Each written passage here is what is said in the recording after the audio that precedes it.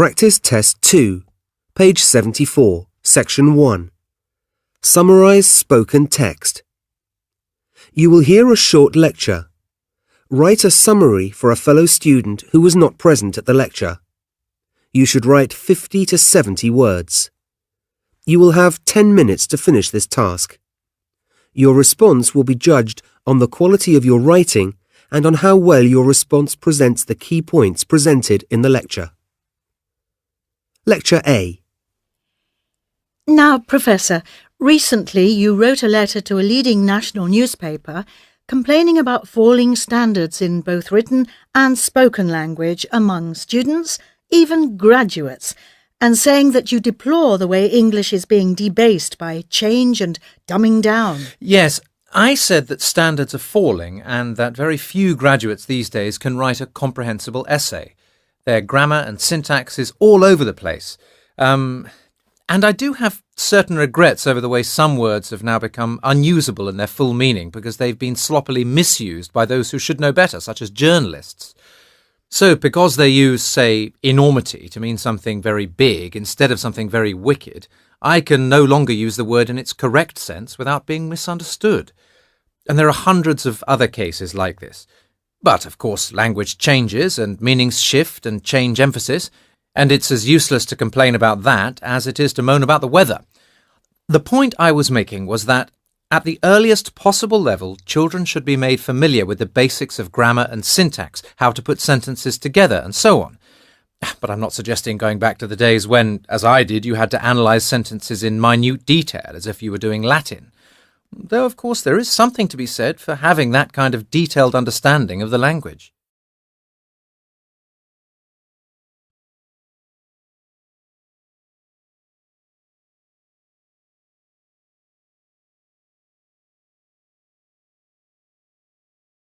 Lecture B. Perhaps the first example of what could be called a newspaper was the Acta Diurna, roughly daily news, that Julius Caesar introduced in 59 BC.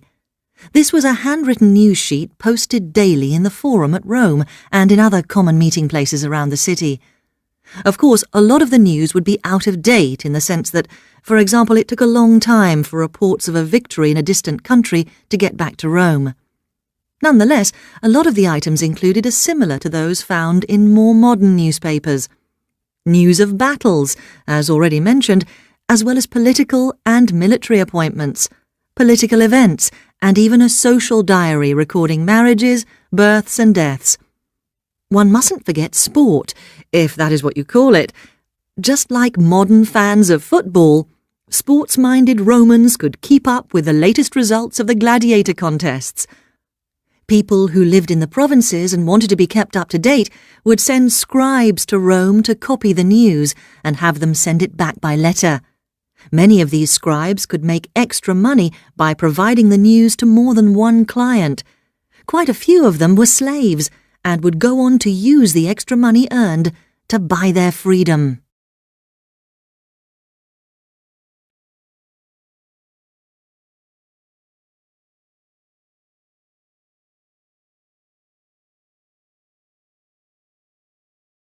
Lecture C. As you have probably noticed, fashions and tastes change quite noticeably over the years, most obviously perhaps in clothes, hairstyles and popular music. The reputations of writers and artists are no different, though the alternating periods of being in and then out of fashion are longer. A poet may no longer appeal to a large reading public for a number of reasons, though we must keep in mind that poetry is a minority taste, and its readership is relatively small in the first place. So, I want to look at the reputation of Alexander Pope. In his own lifetime, he was praised and idolised by both his friends and the literary world in general, though he did have some rather vicious enemies. Yet both friends and enemies seemed more concerned with either praising or attacking his character and morals than with properly assessing the poems themselves. The Romantics, of course, had little time for him. Indeed, the Romantic movement, in poetry at least, was an attempt to make a complete break with the strict formality and rationality of the Augustan poets, of whom Pope was the most notable example. They did not regard him as a real poet, and complained of his ignorance of nature in the sense of mountains, trees and flowers. The Victorians were even less responsive to Pope, and this was probably the period when his reputation was at its lowest. In fact, it wasn't until the 1920s that Pope and the Augustan poets were re-evaluated and given the attention and respect they deserved.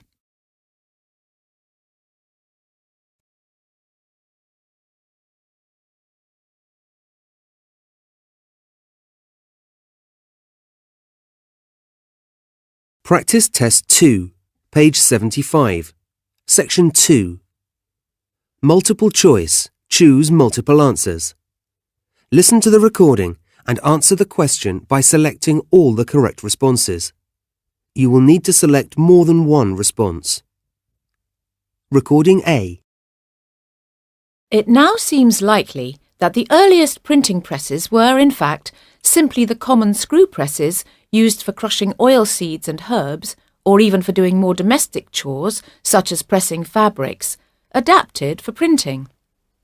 Other large wooden presses, such as those used for crushing the juice from olives and grapes, known as beam presses, had been around for centuries, but proved to be unsuitable for printing due to their size and their necessarily heavy pressure. Most presses of this type work on the simple principle of direct vertical pressure, controlled by a central screw, at the lower end of which was attached a flat board, what later became known as a platen. We know that many of these earliest printing presses were still in regular use in the 17th century, and the basic design remained almost unchanged until the 19th century, when they were replaced with iron presses.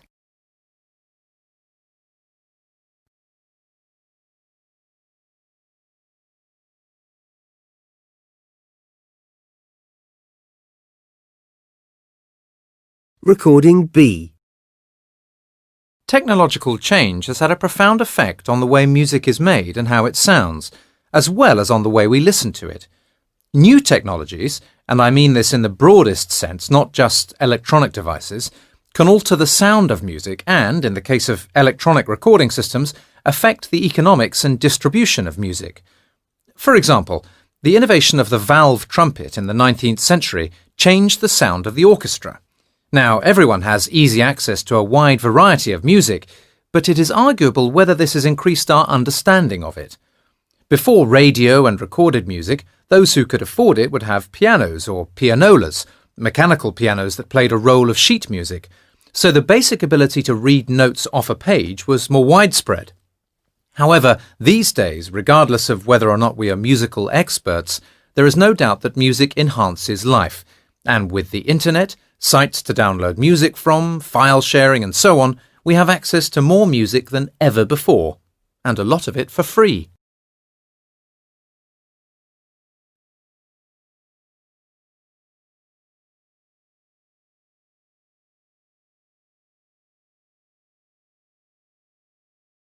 Recording C. You may not know much, if anything, about Jean-Jacques Rousseau, but you have probably heard the well-known quote, "Man is born free, and everywhere he is in chains."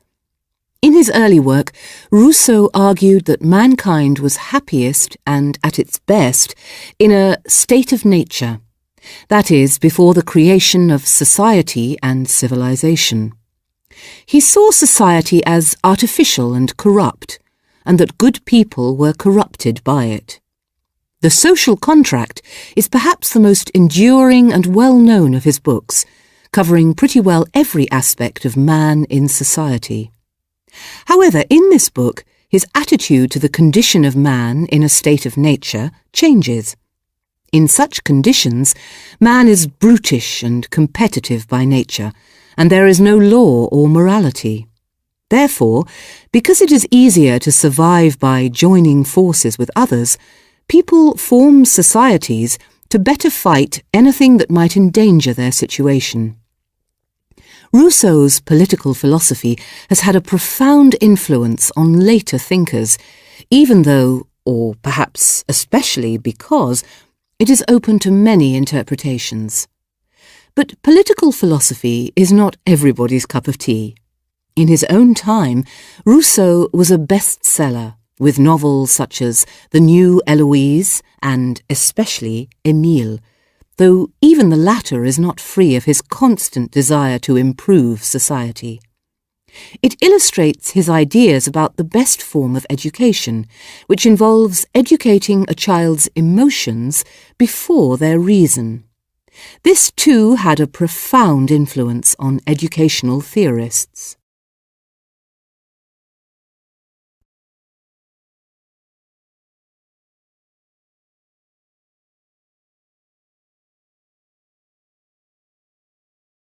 Practice Test 2, page 78, section 2. Fill in the blanks. You will hear a recording. Write the missing words in each blank. Recording A. Paper was first manufactured in Europe by the Spanish in the 12th century, although it had been imported since the 10th century. Around the year 1276, a mill was established at Fabriano in Italy. The town became a major centre for paper making and throughout the 14th century provided most of Europe with fine quality paper, which it has continued to produce ever since. By the 15th century, paper was also being manufactured in Germany and France, and it was not long before both countries became almost completely independent of material bought overseas. With the increasing availability of paper in Europe, the production of identical printed pictures became almost inevitable.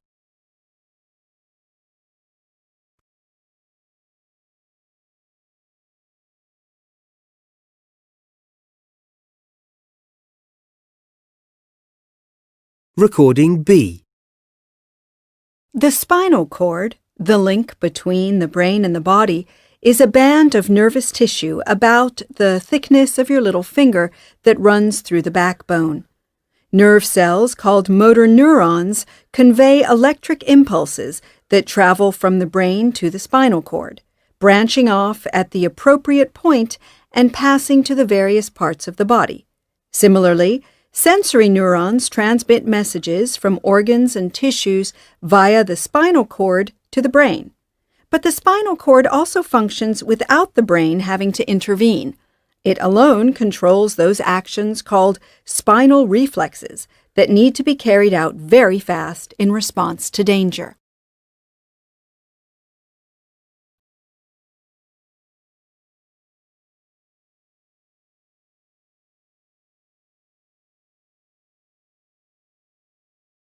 Recording C.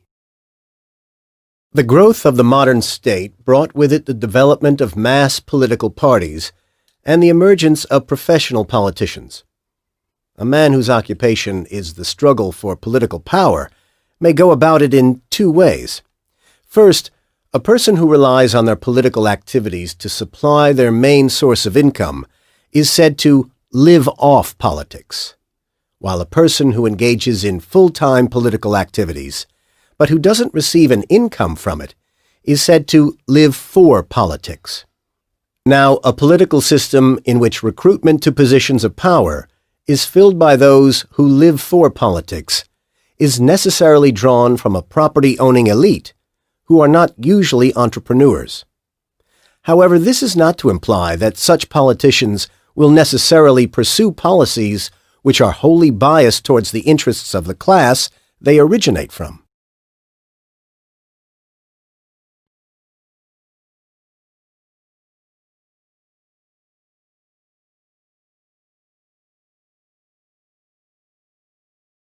Practice Test 2, page 79, section 2.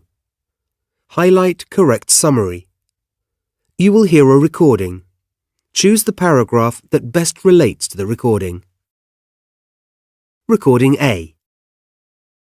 In his great novel Remembrance of Things Past, or In Search of Lost Time, Marcel Proust explored what are called involuntary memories, those that come to us quite suddenly without conscious effort, usually triggered by one of the senses. The fact that his book has 2 titles in English might suggest there is some doubt as to how our minds go about remembering things. In perhaps the most well-known such episode in the novel, the character Marcel is reminded of his childhood by the aroma produced when dunking a cake in a cup of tea. This is not far away from the belief that as we get older, we can remember quite clearly incidents from years ago, but find it hard to remember what we did last week. Proust's insight into memory is certainly true of one way the mind works. But why and how do we remember what we do? Experts believe that we store memories in 3 ways. First, there is the sensory stage, which is to do with perception, and lasts only a fraction of a second, taking in sight, sound, touch, and so on. These first perceptions and sensations are then stored in the short-term memory, which is the second stage. Finally, important information, or information that has been reinforced by, for example, repetition, is then filtered into the long-term memory. Naturally, we tend to more easily absorb material on things we already know something about, as this has more meaning for us and can create a web of connections with related material that is already stored in the long-term memory.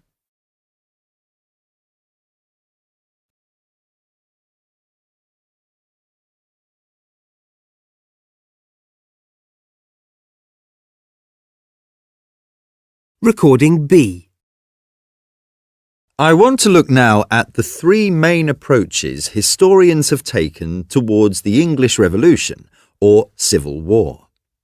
There is a 4th point of view, taken up by most school children when they first meet the subject, but it can hardly be called historical.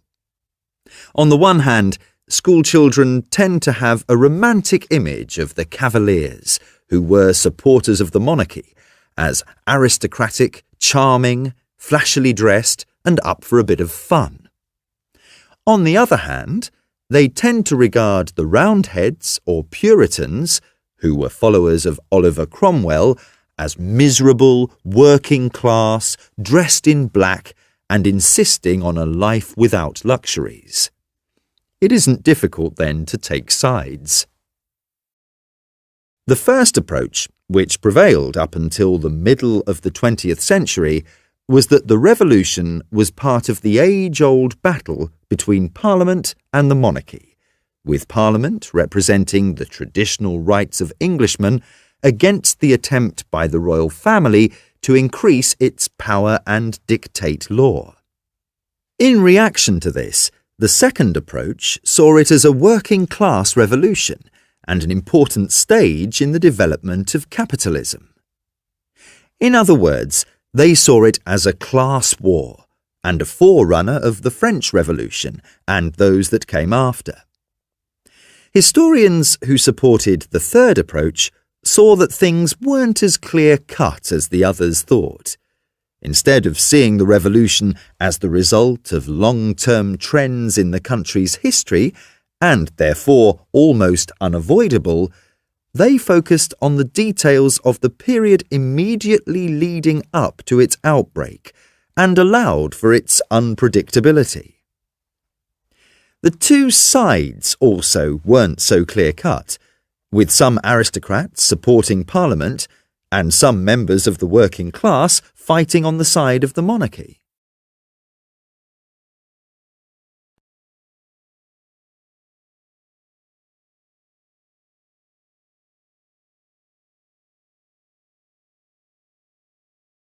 Practice Test 2, page 80, section 2. Multiple choice. Choose single answer. Listen to the recording and answer the multiple choice question by selecting the correct response. Only one response is correct. Recording A.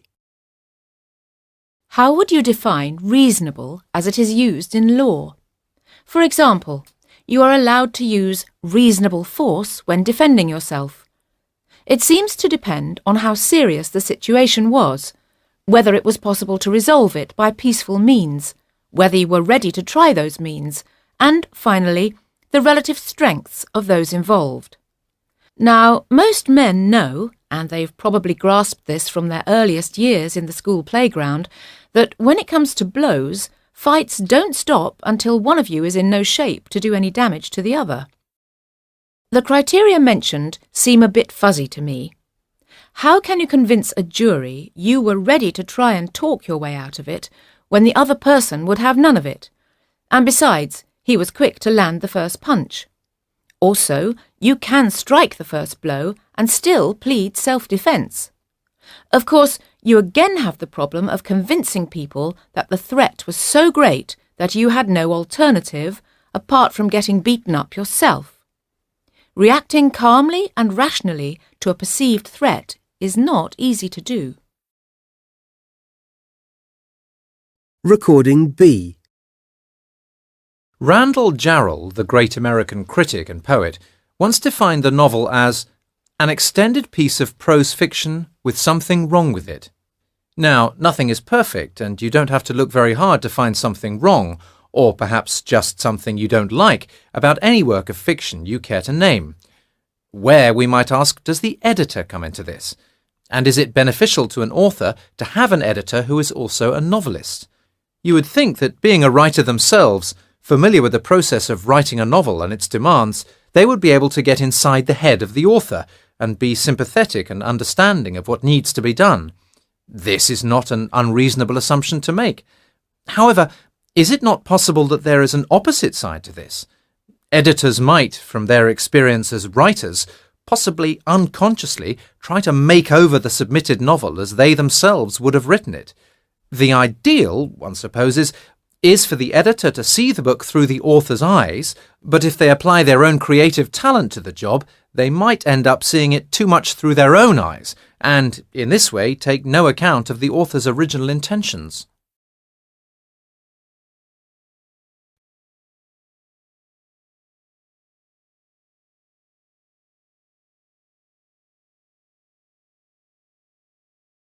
Recording C.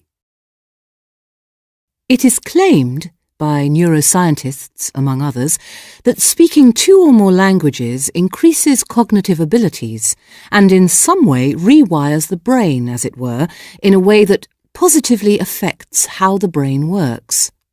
And it's true that we tend to think of people who can speak 2 or more languages as being bright.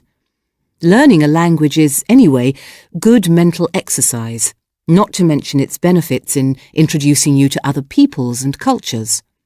This is why all school curricula should include at least one compulsory foreign language.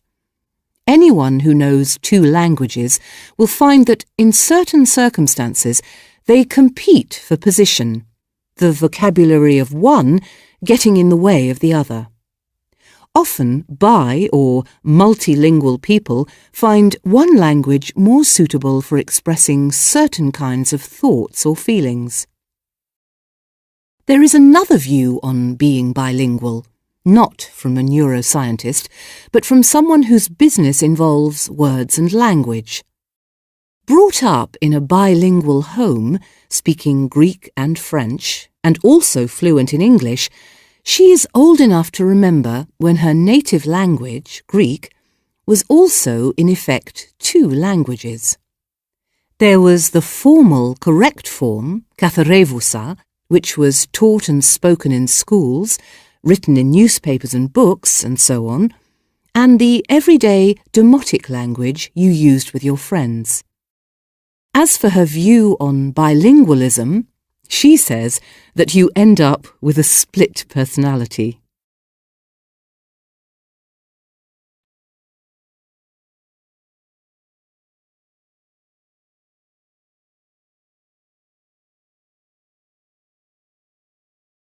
Practice Test 2, page 81. Section 2. Select missing word. You will hear a recording about photography. At the end of the recording, the last word or group of words has been replaced by a beep. Select the correct option to complete the recording. Recording A. These days, nearly everyone with a mobile phone is able to take photographs or even make a video. But originally, cameras were so large and heavy that photography's appeal as a pastime was limited to a few enthusiasts. Also, the time needed for the exposure meant that your subjects, if you were photographing people, had to remain still for what must have seemed like a very long time. Movement would come out as a blur in the picture, or, if someone walked across the view of the lens, would not register at all, which is why early photographs of city streets appear deserted. In other words, all pictures had to be posed. However, as early as the 1880s, manufacturers in both Europe and America began producing miniature models, some of them small enough to be hidden in people's clothing. Cameras came in all shapes and sizes. Handbags, walking stick handles, and tie pins were among the oddest, and were collectively known as detective cameras. This was not because they were used in police work, but because the user could move about without attracting attention.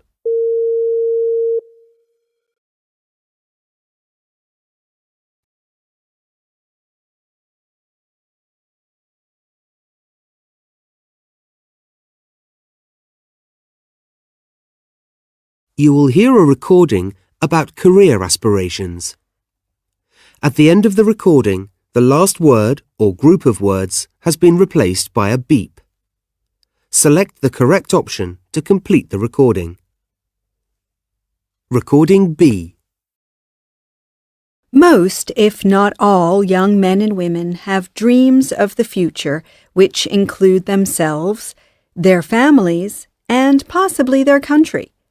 At one time or another, they evaluate and criticize their own society and think of the changes they would like to make.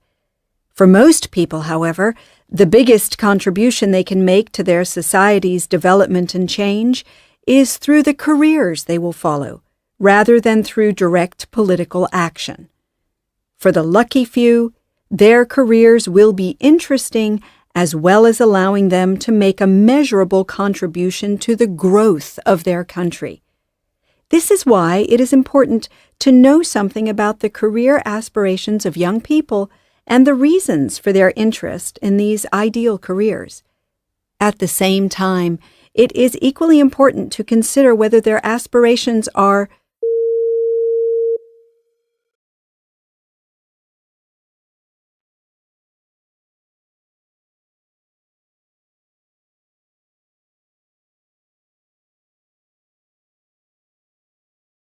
Practice Test 2, page 84, section 2. Highlight incorrect words. You will hear a recording. Below is a transcription of the recording. Some words in the transcription differ from what the speaker said. As you listen, circle the words that are different. Recording A. In the 19th century, few people could afford to travel abroad. It was expensive, and there weren't the mass transport systems that we have today. So curiosity about foreign lands had to be satisfied through books and drawings. With the advent of photography, a whole new dimension of reality became available. Publishers were not slow to realize that here was a large new market of people hungry for travel photography, and they soon had photographers out shooting the best-known European cities, as well as more exotic places further away. People bought the pictures by the millions, and magic lantern shows were presented in schools and lecture halls. Most popular of all, however, was the stereoscopic picture, which presented three-dimensional views and was considered a marvel of Victorian technology.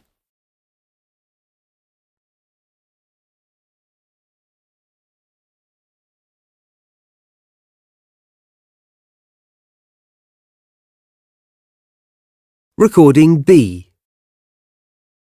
Classified advertisements placed by individuals in newspapers and magazines are not covered by the Advertising Standards Authority's Code of Practice. If you happen to buy goods that have been wrongly described in such an advertisement and have lost money as a result, the only thing you can do is bring a case against the person who placed the advertisement for misrepresentation or for breach of contract. In this case, you would use the small claims procedure, which is a relatively cheap way to sue for the recovery of a debt. If you want to pursue a claim, you should take into account whether the person you are suing will be able to pay damages, should any be awarded. Dishonest traders are aware of this and often pose as private sellers to exploit the legal loopholes that exist. That is, they may claim they are not in a position to pay damages.